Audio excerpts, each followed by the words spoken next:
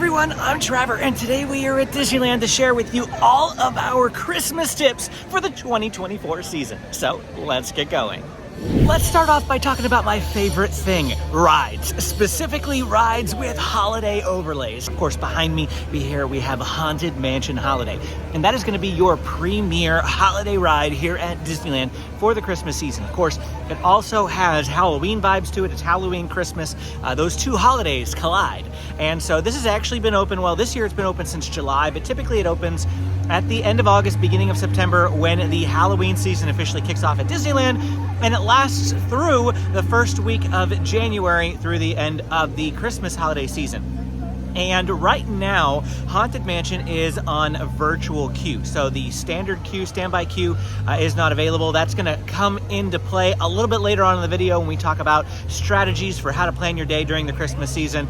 Typically, we would say come to Haunted Mansion first. Not going to be the case here now. It's simply because you can't come straight here. You have to sign up for the virtual queue. We'll talk about that a little bit later. The other rides here at Disneyland that you need to pay attention to are going to be It's a Small World Holiday, which will open up on November 15th with the start of the Christmas season. Usually the 2 weeks before the holiday season, It's a Small World will close to make its transition over to the holiday variety. This year, it's actually 2 months. And at the end of the Christmas season, it usually closes for 2 weeks. Again, this year it's for 2 months. They're doing some extra touch-ups to it for the 70th anniversary coming up. So It's a Small World Holiday and Haunted Mansion Holiday, two themed rides at Disneyland that you need to pay attention to for the Christmas season. Over at Disney California Adventure, Cars Land has a lot of themed attractions. So Mater's Jingle Jamboree and Luigi's Joy to the Whirl. Both of those are going to be holiday themed. They don't change the way that they look really, and so there's no downtime for those attractions. It's just the audio track. They'll play Christmas music when you're riding those attractions over at Disney California Adventure. Those are the only 4 rides that actually changed their theming for the Christmas season around the parks, but I do want you to be aware of those. And though it is not a Christmas ride, there is something else you need to be aware of for rides, and it is Tiana's Bayou Adventure opens officially on November 15th. Currently, they're running a cast member and pass holder previews of this attraction through November 12th. It will open officially to the public on November 15th. What's important for you to know, however, is that when this does launch, it is also going to be on virtual queue, just like Haunted Mansion. And according to the Disneyland website, you are unable to hold more than one virtual queue attraction at any given time. And so you can hold multiple entertainment virtual queues, and you can hold a ride queue and like a World of Color queue at the same time, but you can't hold 2 ride queues. So you're gonna have to make the decision whether you wanna go to Tiana's Bayou Adventure or Haunted Mansion.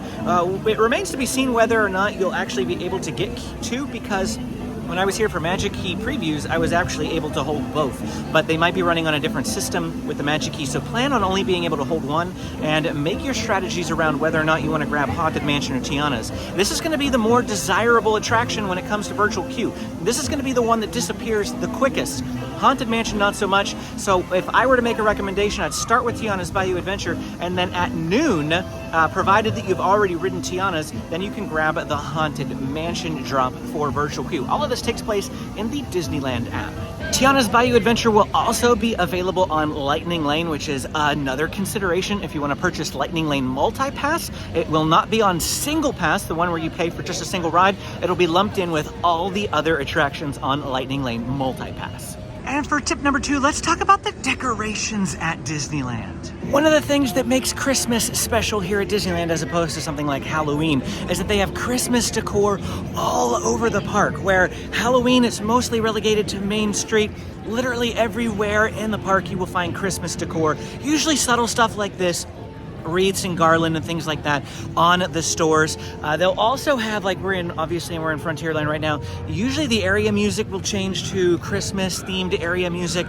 Right now, it's a little early on in the season. I'm filming this on Tuesday, November 5th. So the Christmas music isn't playing yet, probably won't until November 15th, but they put Christmas music all throughout the park. It's really great. I love the vibe here at Christmas time. Like I said, decor up all over. Of course, there are going to be a few keynote items that you'll want to take a note of. First is going to be the giant Christmas tree on Main Street. This thing is huge, it is tall, and they do have a lighting ceremony, which again we'll talk about in just a little bit.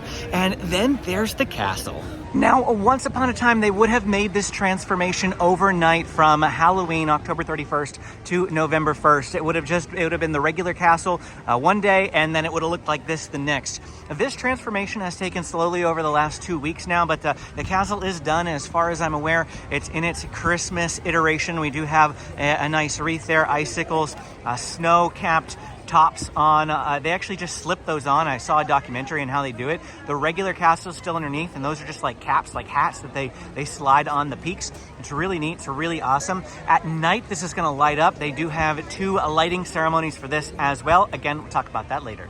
And of course, my favorite of all is going to be It's a Small World. It doesn't look really all that great right now with the construction walls up, but cue the B-roll. This is the amazingness you get to look forward to here at the Disneyland Resort. It looks so much better than over at Walt Disney World, where It's a Small World is kind of like tucked inside a building. I love how grand our display is, especially at Christmas time. All the wonderful lights, it just gives me the chills every time I see it lit up. I come up here, it's a big to-do for me to make sure I come up and see the lights on It's a Small World. They also have a lighting ceremony for this as well. But before we talk about those lighting ceremonies and events, let's go ahead and talk about Disney California Adventure. I can't go over there right now because it's not hopping time, but I can show you everything from last year. Cars Land is going to get a major overhaul for Christmas. It's the most decorated area of the park.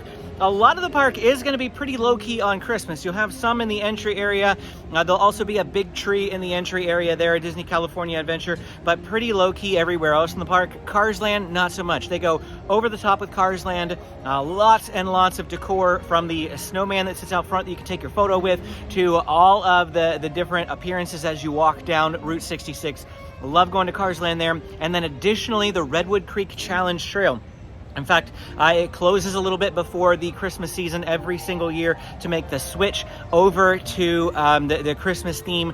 They have a lot of Christmas activities that go on in there, a scavenger hunt. There's usually a cookie making station where you can have your kids make cookies. Of course, you have to pay for it, but they'll give you a decorating kit. The kids can decorate cookies right there. They also have a Santa meet and greet located inside the Redwood Creek Challenge Trail for Disney California Adventure. That's going to be your spot to meet Santa. If you are enjoying this video and finding it helpful, please hit the like and subscribe button. It really does help out the channel. And if you want to save money on your next Disneyland vacation, call my friends at Getaway today and tell them that SoCal Disney Dad sent you, or click the link down in the description and use my coupon code to save on their already discounted packages. Let's go ahead and talk about all of these special Christmas events that are going on now, starting with It's a Small World, of course, since we're up here by it. The It's a Small World lighting ceremony is going to be at 4:30 this year. This is a time change from last year. If you recall last year, if you came last year, the lighting ceremony took place after the tree lighting on Main Street, but they've switched them. So It's a Small World will take place at 4:30 p.m. and the tree lighting on Main Street will take place at 5 p.m. And then the Winter Enchantment, that's what they call whenever they light up the castle, actually has 2 different times. So it's not a true light up. The other 2, the items are dark until the lighting ceremony, and then they remain lit the rest of the day. With the castle, it's already going to be lit up as soon as it gets dark. They're going to light up the castle, of course, but then there's going to be like a special show. For lack of a better term, it's a lighting ceremony, but it's a special show at 7:30 and 8:30 p.m.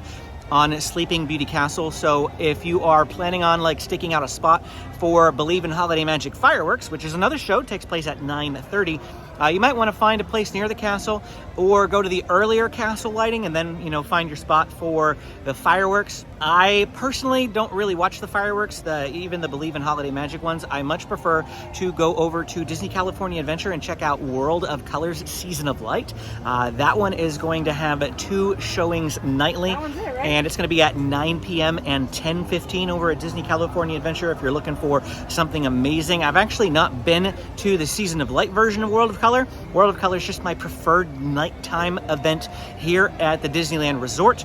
Phantasmic will still be running during the holiday season, nothing special about it, and it'll be operating on its adjusted schedule. What I mean by that is only on weekends, Friday, Saturday, and Sunday, whereas the fireworks and World of Color are going to be operating daily through the Christmas season. And so Some slight adjustments there with the entertainment schedule going on here at Disneyland for the Christmas season. I do plan to see Season of Light this year. In fact, I have a World of Color dessert party planned, which will be a separate video here on this channel. If you want to see my review of the dessert party, I'm going on November 15th, the first day that it launches, so the video will be up shortly thereafter, within a week or so. I've got tons of stuff to film that first weekend.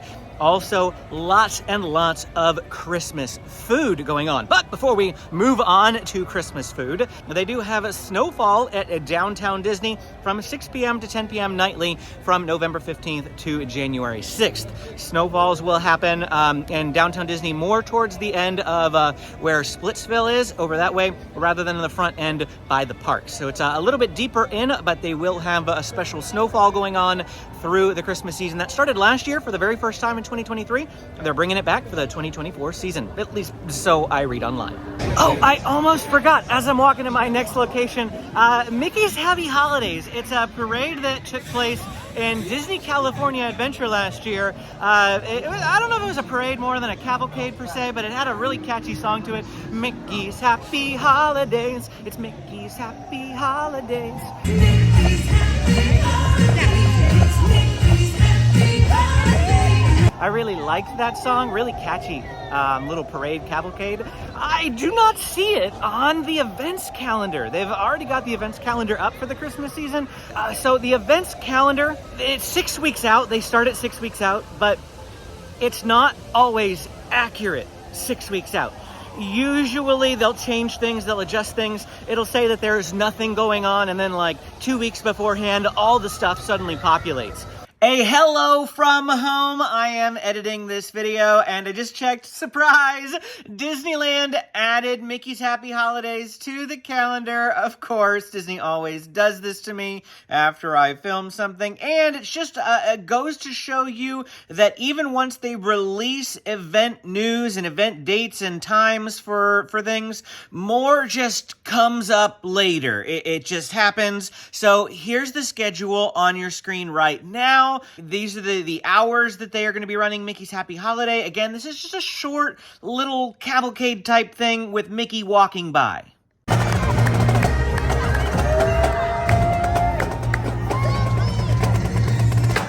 Speaking of parades, here at Disneyland, they have the Christmas Fantasy Parade, which it comes from It's a Small World, and it works its way down this path, and it wraps around this portion here of the hub, and then continues on down Main Street. So we're gonna walk and talk about this a little bit. The Christmas Fantasy Parade is one of my favorite parades. It's a tradition of ours to watch it every single year, and I love when it comes back. It's kind of old. It's been around for several decades, but yeah, I still think it's just as special as the first time I saw it.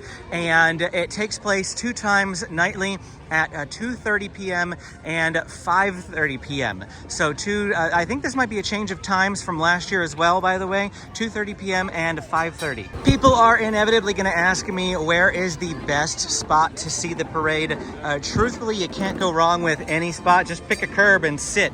Either spot is going to be fine. Any spot along the parade route is going to be great, but I am going to go down and show you my preferred spot just because I like where it is. Now, this right here is my favorite spot in front of the Disneyland Railroad Main Street Station.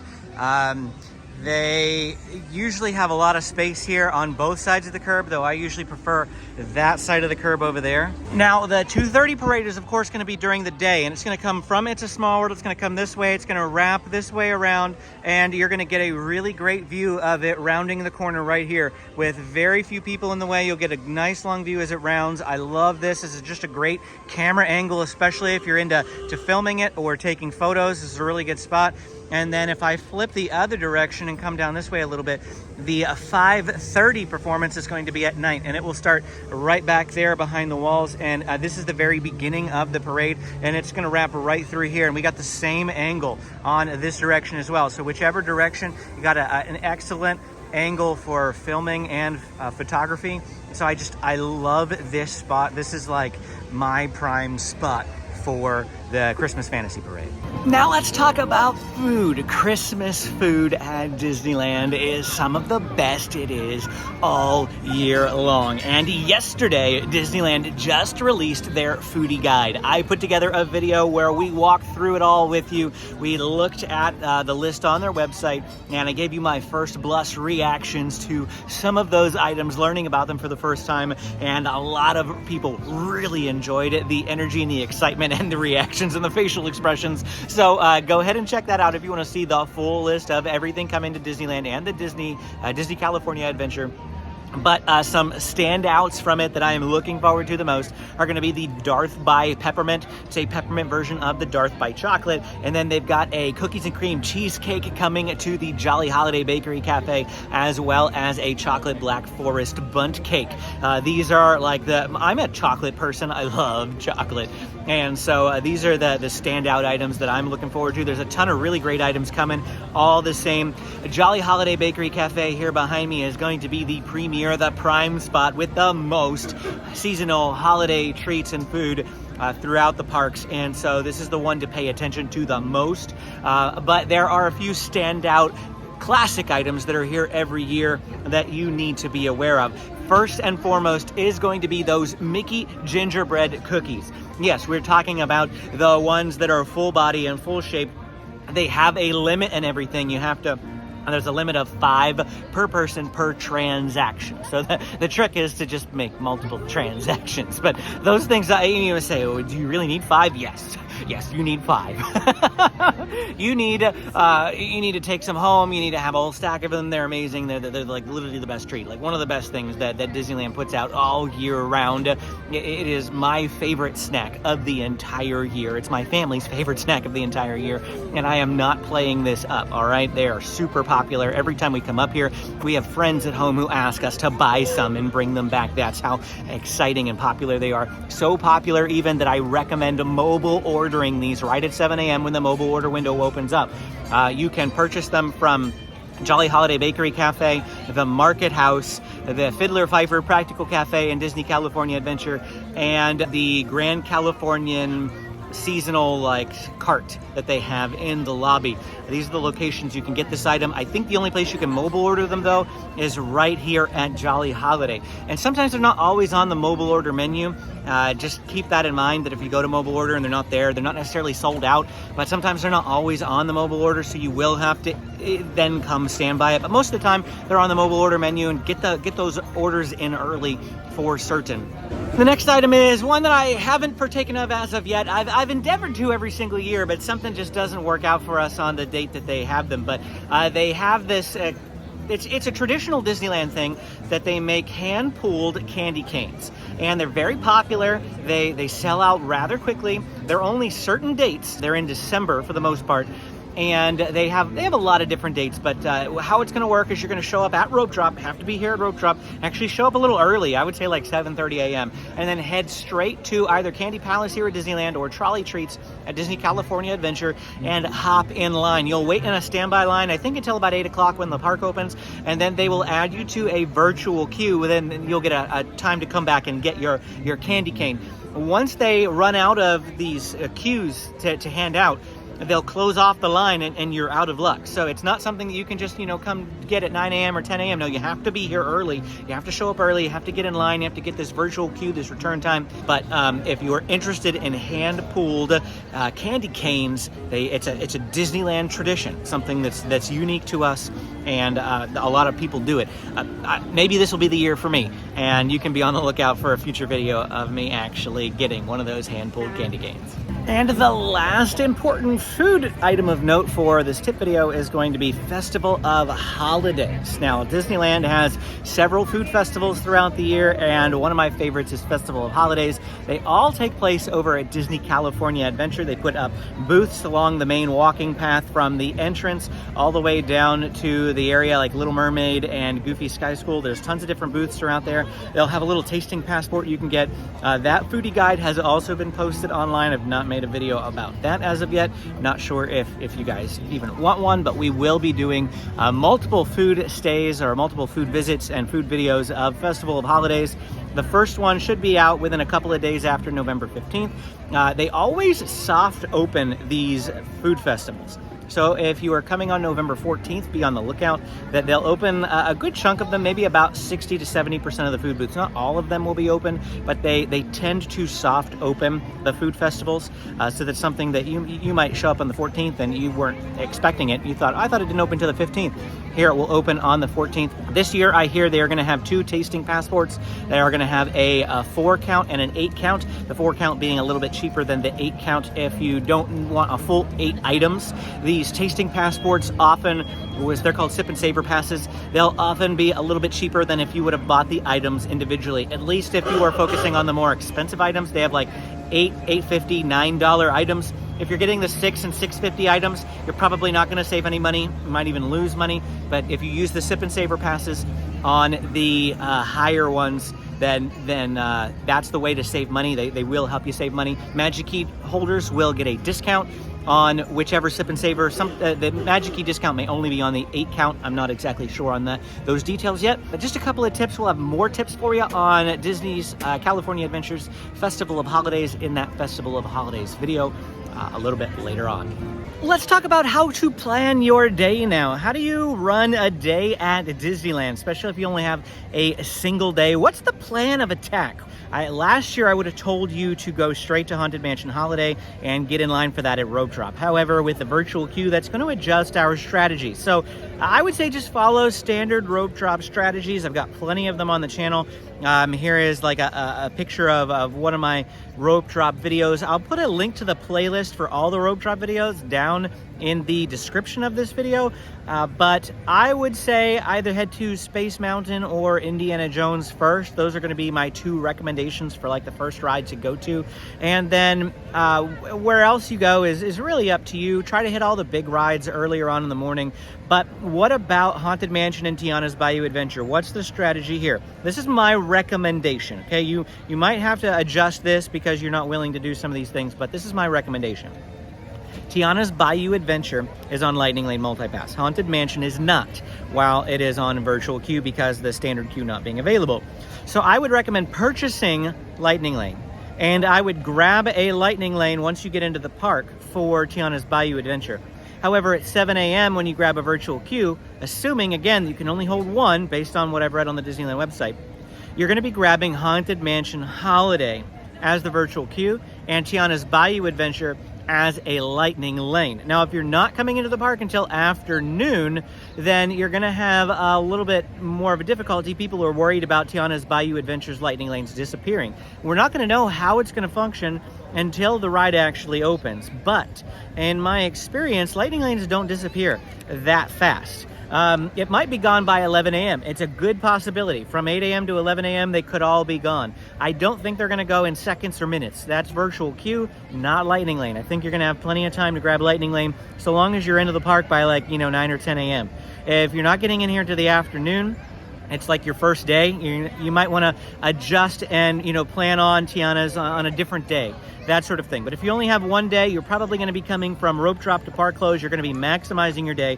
And so that's my plan. That's what I would recommend for those 2 attractions. And then at 11, I would recommend you go over to Disney California Adventure and take advantage of Festival of Holidays. Enjoy a lot of the food over there, enjoy a lot of the sights and things over there, going on some of the rides that are over there, and enjoying the Santa Trail at Redwood Creek Challenge Trail, and then come back over to Disneyland for the 5:30 parade. If you want to catch that tree lighting ceremony, you can see the tree lighting ceremony and camp out at my favorite Christmas Fantasy parade spot. And then after the parade, you're going to enjoy the sights and the lights at Disneyland. You might go up to It's a Small World and see the lights up there. Check the Winter Enchantment lighting of the Sleeping Beauty Castle at 7:30 p.m. Then you'll hop back over to Disney California Adventure for World of Color Season of Light. Now, in order to see World of Color, you will have to grab a virtual queue at 12 o'clock.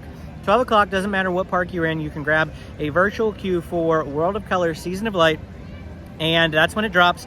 If you have a Haunted Mansion queue or you have a Tiana's queue, it will also let you get World of Color because you can hold 2 if one is a ride and one is entertainment. Starting around 8 o'clock, they are going to allow you to get in a spot for World of Color Season of Light. So it is going to be kind of a tight connection if you want to see the enchantment, the winter enchantment. You could also go for the later parade, or not parade, the later World of Color. I don't know if it lets you choose which one you're going for, though, when you pick a virtual queue. So you'll have to play that one by ear whenever you look at the virtual queue on the app at 12 o'clock, see what happens. But this is my plan. I would go see the Winter Enchantment at 7:30 and then hop over to World of Color and get in line for World of Color and watch that. So a lot of waiting going on in the evening for the parades and World of Color, and this is if you're trying to get as much Christmas done in a single day. Your ride heavy portion is going to be in the morning. Lightning Lane Multipass is going to be crucial so that you can get a lot of those bigger rides, a lot of those things done earlier in the morning. That way in the evening, you're spending time with these shows and entertainment and things like that that are very uniquely Christmas. Let's talk about the best time to visit Disneyland during the Christmas season. Perhaps you're watching this planning for next year's Christmas, or you are planning on coming this year for Christmas, you just haven't purchased tickets yet. Because honestly, nowadays, the day, like one-day ticket, multi-day tickets, they don't really sell out as much. Magic Key reservations absolutely do disappear, but you could make a last-minute trip to Disneyland, no problem if you are a one-day ticket holder or two-day ticket holder. There's usually lots of availability. So what's the best time to come? Well, let's talk about actually the dates to avoid first. You're going to want to avoid Thanksgiving or the days immediately around it. You're probably going to want to avoid Veterans Day. I'll be able to report on that next week because I'll be here for Veterans Day. So if you're planning for next year, you can watch next week's video to find out how busy, how crowded it is. You also want to avoid Christmas week, or actually maybe not, potentially. I've never actually come for Christmas. Once upon a time, it used to be the busiest time in the park. However, the annual pass holders, every level of annual pass, even the highest, most expensive pass, is blocked out for 2 weeks from Christmas to New Year's. And if a annual pass holder wants to come to Disneyland during that time, they have to purchase a one-day ticket themselves. So it could be that that week is actually less busier than it used to be since all the annual pass holders are going to be blocked out. However, generally speaking, holidays are times that you want to avoid. You also want to avoid November 15th because that is the first day of Christmas, and usually lots of people are coming out to see the new food, the new activities, the new events, the new fireworks show, and all that sort of thing. So it tends to be a little bit busier, especially that first weekend. However, it's a really good time to visit the week after that first weekend, but before Thanksgiving. Additionally, the week after Thanksgiving, like that first week of December, is a really solid time to visit the Disneyland Resort. However, there's a couple of dates that you need to be aware of, especially if you've already got your dates planned. There are special days that go on in the Christmas season that close the parks early.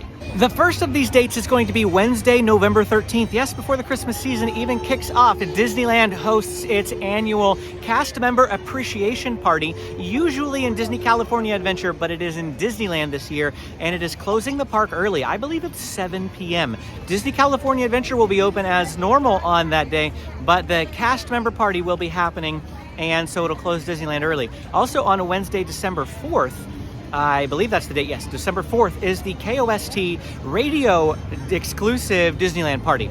And this, it's over at Disney California Adventure, not at Disneyland. It closes the park 1 hour earlier. It would close normally at 10 p.m. It's going to close at 9 p.m. for this KOST party. You can, I guess, enter by calling the radio station various times of day to be invited to this party. I don't know a whole lot about this party. Wasn't even really aware that it was something that they did. It just popped up on like social media this year. They've done it every year, but this is the first time I've noticed it. Probably because it doesn't drastically close the park that early. Disney California Adventure routinely closes at 9 p.m. throughout the year, but during the holiday season it closes at 10, so it is closing an extra hour early on the KOST day. So, plan accordingly if you want every single possible minute that you could have had. But 9 p.m., it isn't the end of the world. Then on a Saturday and Sunday, December 7th and 8th, there is the Candlelight Processional that goes on here at Disneyland. And this is an exclusive event for VIPs, members of Club 33, and the like. They're the ones that get invites that are able to go and see this Candlelight Processional. However, regular day guests can witness it on Main Street. However, I will tell you that the spots for this are very limited, and where they will allow you to stand is very limited, given that the traffic, it's at the end of Main Street by the Disneyland Railroad. And so they need to keep that traffic open, like those pathways open for traffic flow in and out of the park. So they have very limited number of places where you can stand, and people will show up right at rope drop, stake their claim, and stay there all day. I kid you not, this is that popular. So it is mostly a locals thing, okay? If you are coming for one day, you are not going to devote your entire day to waiting for this candlelight processional. Will it affect the crowd levels in the park? Not so much. What it's going to affect is days and times for things. For instance, because this candlelight processional takes place in the evening, twice in the evening, 5:30 and 7:45, I want to say. If you remember, that is going to impact the Christmas Fantasy Parade. Of course, you can't run the candlelight processional at the same time that you run the Christmas Fantasy Parade. So the parades are significantly earlier that day. All of the events and things get shifted, get pushed back for this candlelight processional. So that's the thing that you need to be aware of if you're coming that weekend. We'll be here Sunday, December 8th. We were here last year during the candlelight processional. And again, I don't really remember it affecting very much. I've never gone to it, never seen it, probably never will. I'm not willing to wait that long. There are people who will. You may be one of them if you're a local watching this. More power to you. I give you kudos. I'm not one of them who has that type of patience. But yeah, candlelight processional is another couple of dates that you want to pay attention to. For our next tip, let's talk about what to bring. Bring a light jacket. Light jackets are going to be a key item for coming during the Christmas season. It does get a little, well, it is a little brisk in the mornings when you get here. It warms up relatively quickly. It was about 54 degrees this morning when I left home. It's about 66 degrees right now, and I'm kind of roasting, but it warms up to about 75 is the average throughout the Christmas season. It can get colder. There are days, especially in December, where it might not go above 50, even as the high. Sometimes it goes all the way up to 80. I don't know. Weather in California can be really, it can fluctuate, but something that's almost always guaranteed is the mornings are going to be brisk, so bring a light jacket. And then once the sun goes down, it gets rather cold. We're pretty close to the coast, and so those coastal breezes, they're going to lower the temperature. It's going to get colder than you think. I mean, even if you say, I can handle it, the light breeze, the cold breeze, it's just going to be worth it to have a light jacket with you. You might also consider wearing jeans. This is why I'm roasting right now, because I decided to wear jeans today instead of shorts. And that's just because I plan to leave today right after lunch. I'm gonna get some lunch and then head home. I just filmed a couple of videos here this morning, but if I were staying all day, I probably would have wore shorts. It's just getting a little extra brisk in the morning that I didn't want to be chilly for the first hour. About 9 o'clock, I did take the jacket off because it got quite toasty at that point. But the next point that we're going to bring up here is that if you are bringing a light jacket, you don't want to carry it around, or you wear jeans in the morning, then you want to switch into shorts, and then you want to switch back into jeans, but maybe you don't have a hotel to go back to. Perhaps it's the last day of your trip, so you've already checked out of your hotel, or you're only here for a single day, you're visiting from somewhere nearby, you drove 3 hours to get here, that sort of thing. You don't have a hotel, you're not getting one because you don't want to go, don't want to waste the money on a hotel when you live so close. Here's the key. Right here on Main Street, as we're headed back towards the entrance of the park, if we swing to the left, there's going to be this little fruit cart, and then the market house, which is the Starbucks. If we go in the back here, the lockers are located back here. There are a lot of lockers back here, and I'm just going to show you the prices for them real quick. They do have, and these are really reasonable. These are all day, $7 for the whole day, $10 for a large. And here is a look at the larges over here off to the right. And then if we switch to the other side, actually you can see the difference between the large and the standard right here. So this is the $7 locker, and then this is going to be the $10 locker. As theme park lockers go, Disneyland's are very reasonably priced. I get a locker, I would say like 50 to 60% of the times that I come up here. We get lockers now that we no longer have a stroller. If you still have stroller-age children, you just put everything in your stroller. I kind of miss the stroller for that purpose, but I don't miss having to push it around the parks. As the Star Wars music plays in downtown Disney, totally not Christmas at all. We're coming up onto the final tip of this video, and that is to not neglect checking out the hotels here at Disneyland when it comes to Christmas. No decor up yet in downtown Disney. Like I said, a little too early. We're doing this tips video so you can plan before you get here. Don't want to do it too late into the season. Last year we waited till the season started to film this video, but I thought we'd do it early. So the Grand Californian, you can get to it from downtown Disney here. It's going to be right over here off to our left, and anybody can go there. You don't need to be a hotel guest, and the hotels have special holiday meals that you need to consider, but the Grand Californian in particular usually goes all out on decorations. Now, I'm not sure we're going to see any decor here today, but I want to show you some items of note in the lobby and around the area that you're going to want to pay attention to if you come to the GCH. So we're going to follow signs that point you to the lobby, and we're going to find that up this direction. And we come right through here, and yeah, it doesn't look like there's any decor up yet. But this lobby is going to be chock full of Christmas decor. I'll put clips from last year in this place as I'm talking so that you can see everything. This lobby is just gorgeous, both without Christmas decorations and with Christmas decorations. One of my favorite things about coming to this lobby is the seats. So if you take a look here, we're back to the present. You see all these couches and seats. This is a really great spot to come in the middle of the afternoon when you need to rest your feet and you need a break. They're really comfy seats for the most part, especially like, this one right here. You can just sink into that thing. I've seen people fall asleep in these chairs. Nice place to get a rest. Now, right here in this area at the back of the lobby, they are going to have the big, huge gingerbread house. Since it's not up, there's no spoilers. You can come look for it yourself. And you're seeing last year's on your screen right now. Big, huge gingerbread house, tons of stuff. And then also, in here they have a holiday cart. Again, it's empty right now, but over here in the corner is this little stand, this little cart that it will have all the seasonal sweet treats in, and this is where you're going to find the Mickey gingerbread cookies outside of the parks. If you want to come get those, really good, the actual Mickey gingerbreads. There's a couple of other Mickey gingerbreads that are just like Mickey heads. They're not as good as the full body Mickey. This is the place that you're going to want to get it if you're not going into the park on that particular day. It'll be at this cart. If we leave the lobby and head out towards the restaurants, there'll be signs pointing you towards the restaurants. One of my favorite restaurants at the Disneyland Resort is actually Storyteller's Cafe. We have not been here for quite a few years. I feel like we need to come back. But for Christmas this year, the Storyteller's Cafe is hosting a special thing called Mickey's Holiday Pajama Party. And it is a breakfast brunch that is specifically Christmas themed. I think this is the first year they've done this. So the normal character breakfast in the morning is getting an overhaul to be a holiday themed version. So that's something really fun. Obviously still set up for fall here.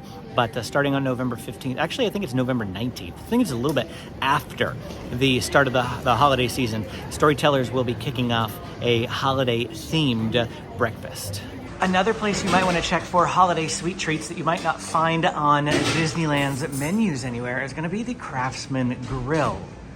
Now again, they're not going to have them right now, but this wall right here is filled with tons of amazing pastries and sweets that once the holidays get kicked off, they will have a lot of specialty holiday themed things. Here's just a couple. This is probably their like Halloween brownie, but they've got a blondie here with some Reese's Pieces on top. And they generally will change the, here's one that says it's a holiday donut. I'm not sure. Yeah, that's definitely a mummy.